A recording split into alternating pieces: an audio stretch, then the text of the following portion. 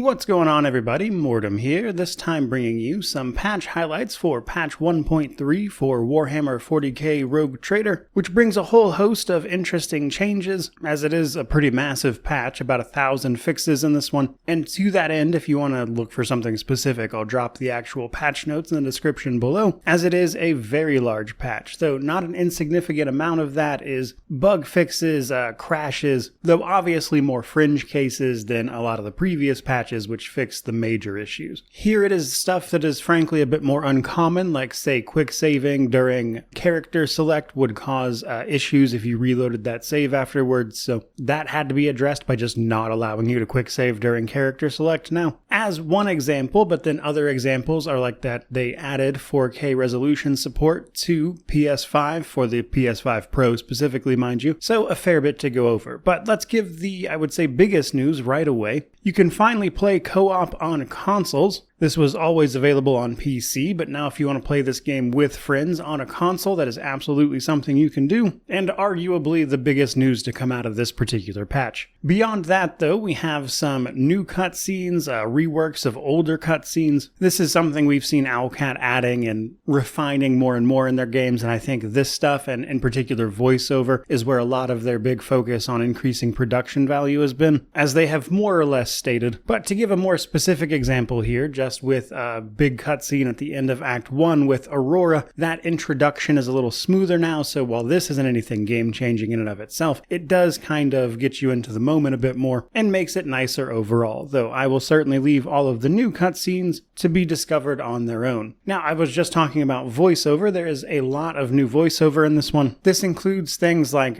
companion banter, new cutscenes being fully voiced. Again, they've been adding more and more of this stuff as they go, so while the game is still not fully voiced, they have added a lot, and what's more, they've actually gone back and fixed a few voiced lines, and specifically in regards to pronunciation of certain things. And I believe some of that was done for localization stuff as well, so hopefully that will be a bit better for people overall. And then another major part of this particular patch was actually another rework to convictions. That is to say, the points that are available to you. So if you were completely unaware, convictions are essentially this game's morality system, and upon release, it was extremely difficult to get the last rank of any of the 3 major convictions. They loosened that up a little bit almost immediately, like one of the first few patches addressed that a little bit, and then this patch they've made further changes by simply giving you more conviction ratings overall. Like a lot of the areas in the in-game in particular will now give you like double the amount of conviction points to make things easier. Now if you're going to be playing the game on a save that's already in progress, the next time you pick a conviction point, that is to say a conviction option in conversation, you will get all of the back points that are affected by this change. So that's definitely something to know. They've also updated the colony events as a rogue trader.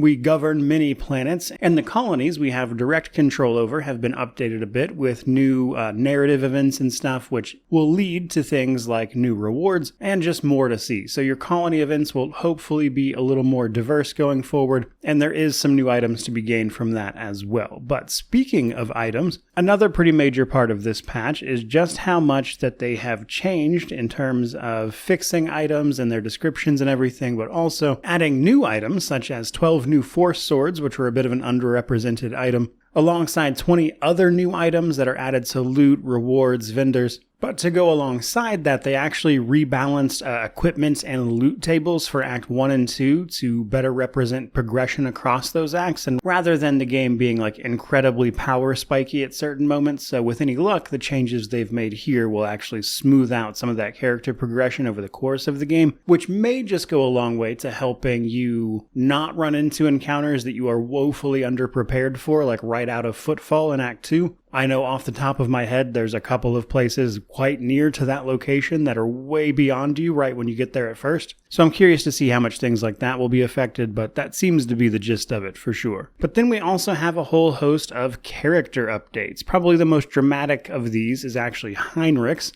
but they've updated the character models to better match their portraits for Heinrichs, Abelard, Cabela, and Argenta, so hopefully they will be a bit more visually representative of what they're supposed to look like now, and they will certainly need to look their best for all the changes that were made to combat encounters and items and things. In particular, a few encounters were actually increased in difficulty, like the fight with Incendia that can take place potentially, given as a specific example, but some encounters based on community feedback have been beefed up a little bit. But even beyond that, they made a whole host of changes to different mechanics and items. So as an example here, grenades now act as any other area attack, so characters inside that area will get a chance to dodge it. However, any grenade that does not deal an area of effect damage, enemies will still only be able to save check against them, which will be for things where, they don't deal damage, but rather typically produce some sort of effect. And they also addressed a lot of talents that provided bonus to damage, properly stacking with damage over time effects, where previously they weren't affecting them at all when they were supposed to be, so that theoretically should be a buff to anybody using those type of things,